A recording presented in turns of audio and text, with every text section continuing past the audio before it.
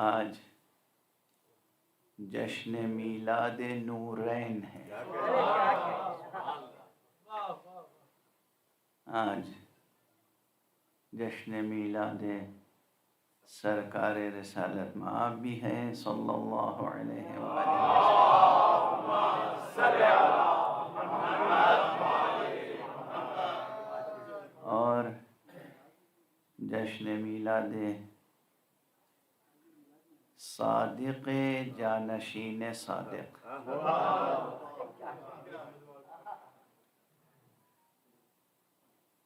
صادق آل محمد حضرت امام جعفر صادق کی ولادت باسعادت کی بھی مناسبت ہے. تو آج جس قدر بھی آپ حضرات جشن مسرت منائیں، منعقد کریں، کم ہے. سجدہ شکر سے آج کی رات کو معمور کریں.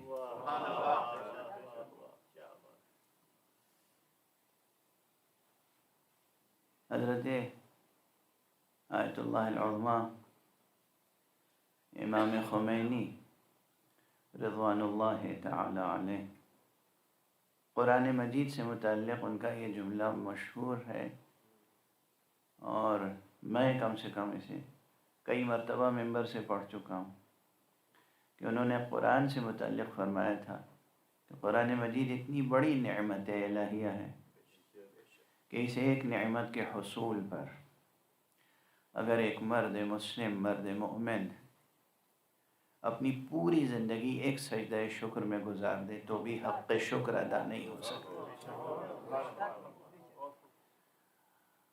اگر یہ جملہ اپنی جگہ درست ہے اور ہے، تو جب اس قلب تک رسائی ہو جائے جس قلب پر یہ قرآن نازل ہو، تو پھر وہ کتنی بڑی نعمت ہے، اور اس نعمت کے حصول پر کتنا سجدہ شکر ادا کرنا چاہیے.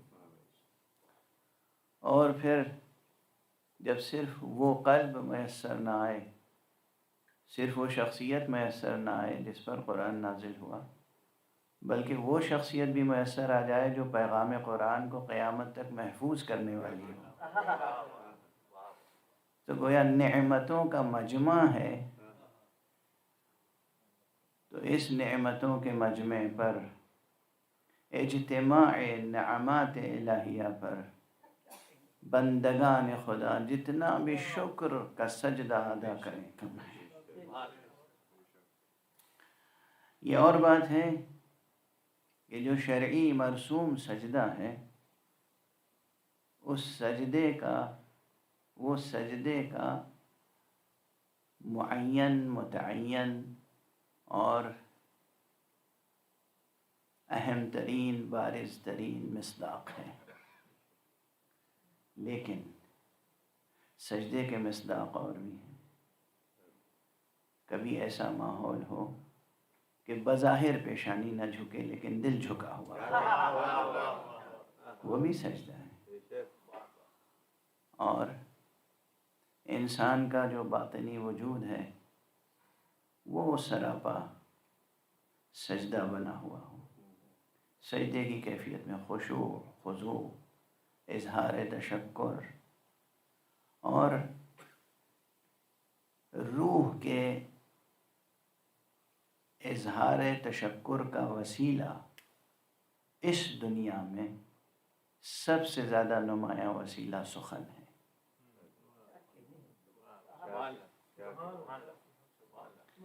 روحانی کیفیات کے اظہار کا سب سے نمایاں وسیلہ سخن ہے، کلام.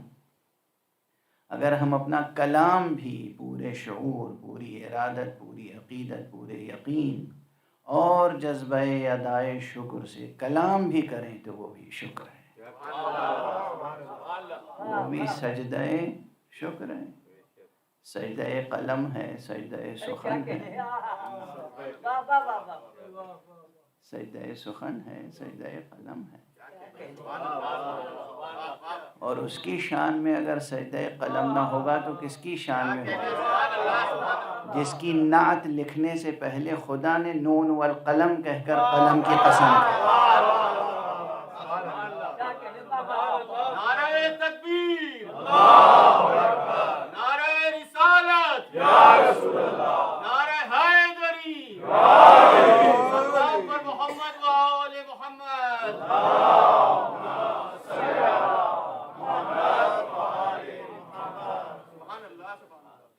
آخر یہ سورہ مبارکہ قلم بھی نعتیہ قصیدہ ہے، اسی میں تو ہے بسم اللہ الرحمن الرحیم نون والقلم وما یسطرون، اور اس کے بعد سورہ آگے بڑھا تو کیا کہا؟ اسی میں ہے کہ ما انت بنعمت ربک بمجنون وانک لعلی خلق عظیم۔ اے حبیب، بالتحقیق بے شک آپ ہی خلق عظیم پر فائز ہیں۔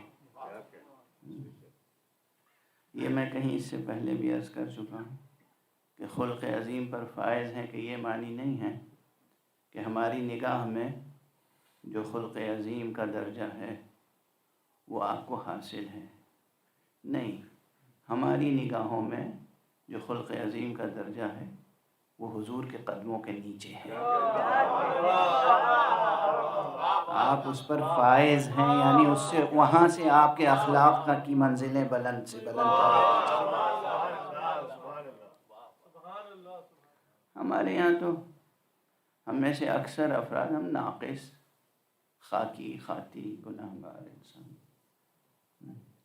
تو ہم کیا اور ہمارا شعور اخلاق کیا، ہم کیا اور ہمارا تصور اخلاق کیا۔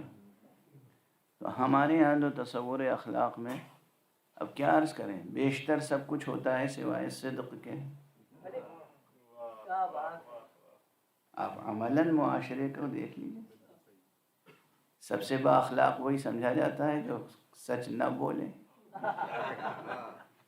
چونکہ سچ کڑوا ہوتا ہے۔ عموماً کیا ہے، بہت با اخلاق انسان ہے، یعنی ہر ایک کے ساتھ سب سے بڑا نقص تصور اخلاق کا یہ، ایک با اخلاق انسان ہر ایک کے ساتھ سازگار ہو ہی نہیں سکتا۔ اچھے کے ساتھ وہ اچھا ہوگا، برے کے ساتھ اچھا نہیں ہو سکتا۔ تو ہمارا جو تصور اخلاق ہے بہت ناقص ہے۔ مصطفیٰ صلی اللہ علیہ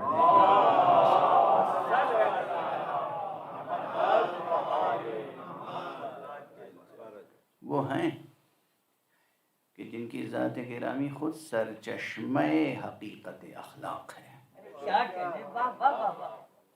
جو چیز ان کی زندگی میں نظر آ جائے وہی حسن اخلاق ہے، وہی کمال اخلاق ہے۔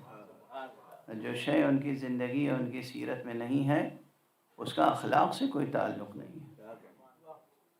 ان کے نقش سیرت میں کسی چیز کا پایا جانا معیار ہے کہ یہ چیز اخلاقی ہے۔ جب بھی ہم لوگ گفتگو کرتے ہیں تو عموماً الزام یہی دیا جاتا ہے کہ آپ اپنے رسول اور اپنے نبی کی مدح میں غلو سے کام لیتے ہیں، مبالغے سے کام لیتے ہیں، اور غیر تو غیر اب اپنوں میں بھی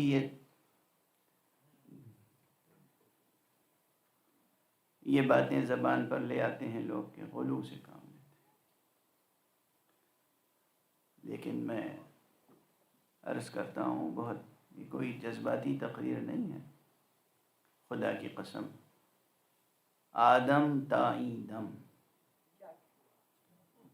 تاریخ کا مطالعہ کر لیجیے، اس آسمان کے نیچے اور اس زمین کے اوپر اور اس سورج کی روشنی میں کوئی شخصیت خاک پائے مصطفیٰ تک بھی نہیں پہنچتی صلی اللہ علیہ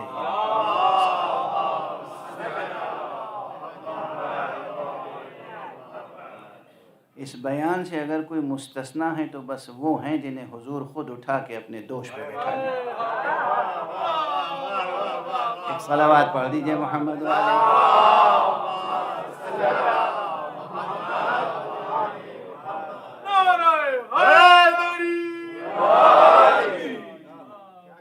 خدا کی قسم، خدا کی قسم، اس کائنات میں کوئی نہیں ہے جو خاک قدم مصطفیٰ کے برابر ہو، سوائے ان کے جنہیں مصطفیٰ خود اس خاک سے اٹھا کے اپنے دامن میں بٹھا لے، اپنے ہاتھوں سے اٹھا کے اپنے شانے پہ بٹھا لیں. اور یہ فہرست معلوم ہے بہت گنی ہوئی ہے، ایک ہاتھ کی 5 انگلیوں سے متجاوز نہیں ہے. صلوات پڑھ دیجئے محمد والے.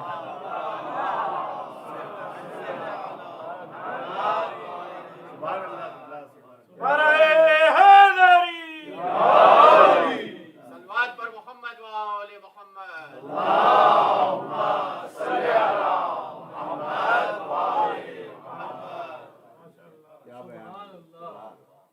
وہ جو شاعر عجم نے کہا ہے وہ مصرع بار بار میں زبان پہ لاتا ہوں، پڑھتا ہوں تقریروں میں، مگر مصرع ایسا ہے کہ وہ کبھی فرسودہ ہو ہی نہیں سکتا، جیسے اس میں جوہر معنی قرآن سمو گئے ہیں.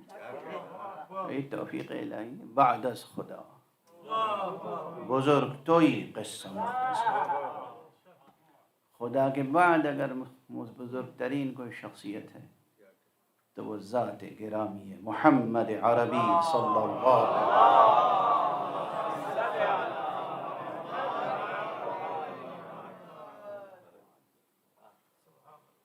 کس طریقے سے حضور کی عظمت کو اللہ نے قرآن میں بیان فرمایا. من جملہ اس کے ایک یہ فقرہ ہے جو میں نے آج سورہ مبارک ہے آل عمران کا فقرہ ہے، ایک آیت کا شروع کا فقرہ میں نے صرف تلاوت کرنے کا شرف حاصل کیا خطبے کے بعد. ارشاد الہی ہے وَمَا مُحَمَّدٌ إِلَّا رَسُولٌ. محمد کچھ نہیں ہے مگر یہ کہ ہمارے رسول ہیں. یہ آیت خود بتاتی ہے کہ جو لوگ یہ نظریہ قائم کیے ہوئے ہیں کہ سرکار رسالت مآب کی زندگی اور سیرت کے 2 جنبے ہیں، 2 پہلو ہیں، ایک نبوت کا پہلو ہے، ایک بشری پہلو ہے، اس کی نفی ہو گئی.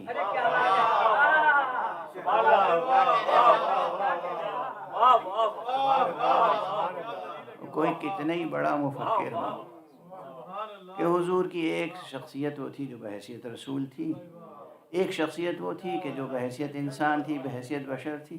اللہ فرما رہا ہے وَمَا مُحَمَّدٌ إِلَّا رَسُولٌ. محمد کچھ نہیں ہے مگر یہ کہ وہ رسول ہے. وہ جو بشری شخصیت نظر آتی ہے، کل کی ایک تقریر میں نے عرض کیا تھا کہ سرکار رسالت مآب کی ذات گرامی وہ ہے کہ جس نے حقیقت نبوت کو بشری تشخص بخشا. اب یہ فقرہ ظاہر ہے کہ تھوڑی سی تشریح کل کی تھی مگر یہ بڑی تشریح چاہتا ہے. حقیقت نبوت کا بشری تشخص، حقیقت بشری کا انسانی تشخص. یہ بھی فکر انسانی کی ایک بہت بڑی مشکل تھی اور بہت سوں کے لیے اب بھی ہے کہ وہ حقیقت وحی کو سمجھیں کہ کیا ہے، حقیقت نبوت کو سمجھیں کہ وہ کیا ہے. اور اسی لیے قرآن مجید میں سورہ مبارک کہف کی آخری آیت جو ہے مثلا کہ قل انما انا بشر مثلکم یوحی الی انما الہکم الہ واحد فمن کان یرجو لقاء ربہ فلیعمل عملا صالحا ولا یشرک بعبادت ربہ احدا. یہ آیت بہت غور طلب ہے. قل انما انا بشر مثلکم، کہہ دیجئے کہ میں تو بس تمہارے جیسا بشر ہوں. یہاں بہت بحث ہے. اس فقرے کو سمجھ کے یہ نہیں سمجھنا چاہیے، اس فقرے کو پڑھ کے یہ نہیں سمجھنا چاہیے کہ حضور بس بشر ہیں. نہیں، حضور کی حقیقت وہی ہے، وہ حضور بس رسول ہیں.